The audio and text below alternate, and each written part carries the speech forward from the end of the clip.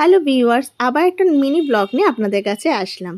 কথায় আছে না, মন চাইলে সেই কাজটা করে ফেলতে হয়, না হলে ফেলে রাখলে কবে যে হবে তার ঠিক নেই, আবার নাও বা হতে পারে, তখন আফসোস করে মরতে হবে। সেদিনকে রাজপুরে গিয়েছিলাম একটা কাজে, মানে একজনের বাড়িতে একটা দরকার ছিল। সেটা মায়ের পারপাসেই ছিল, মা পাঠিয়েছে আমাকে আর দাদাকে।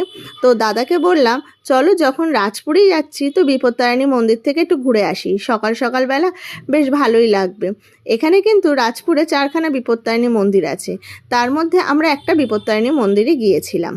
সকালবেলা যখন যাচ্ছিলাম তখন কিন্তু ভালোই জ্যাম ছিল, যেতে যেতে প্রায় কিন্তু আমাদের 45 মিনিটের মতো লেগে গেছে। এই যে আমরা চণ্ডীবাড়ি মানে বিপত্তারিণী বাড়িতে এখানে চলে এসেছি।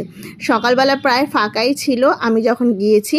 তা বিপত্তারিণী বাড়িতে গিয়ে বেশ ভালোই লাগলো, কেননা একটা শান্ত পরিবেশ আর খুব সুন্দর মনোরম পরিবেশটা। এখানে রাস্তার ওপরে একেবারে এই বিপত্তারিণী মন্দির।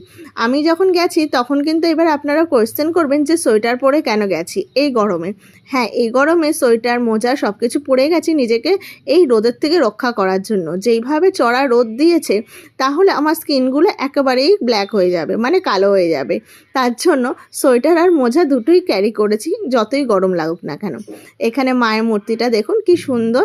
এখানে কিন্তু এটা নিজস্ব, মানে একজন তার নিজের বাড়িতে এই মন্দিরটা প্রতিষ্ঠান করেছে। অনেকেই এখানে পুজো দিতে আসে, টাইমিংটা আলাদা, 10টা না 10:30 থেকে ওদের স্টার্ট, কিন্তু আমরা অনেক তাড়াতাড়ি যাওয়াতে তখন পুজো স্টার্ট হয়নি। তো আমি আমার মতো একটু পুজো দিলাম, দিয়ে মন্দিরটা একটু ঘুরে ফিরে আমি আর দাদা চলে গেলাম যার বাড়িতে কাজ ছিল। ওখানে গিয়ে আরেকটা ভয়ানক জিনিস, তার বাড়িতে এত তুলসী গাছ, এত তুলসী গাছ সে আর ভাবনার বাইরে। লাল তুলসী থেকে শুরু করে বড় তুলসী, মানে তুলসী গাছের ছড়াছড়ি। এখান থেকে আমিও গোটা 4 তুলসী গাছ তুলে নিলাম। বলার তো কেউ নেই। আর পুচকি মিষ্টি দেখেছেন বেবিটা আমার দিকে ড্যাব ড্যাব করে তাকিয়ে আছে, যেন তার বাবার কত অমূল্য জিনিস আমি নিয়ে চলে যাচ্ছি। সেরকম নয়, তাদের বাড়িতে প্রচুর প্রচুর গাছ, কেন তারা এরকম করে গাছ বিক্রিও করে।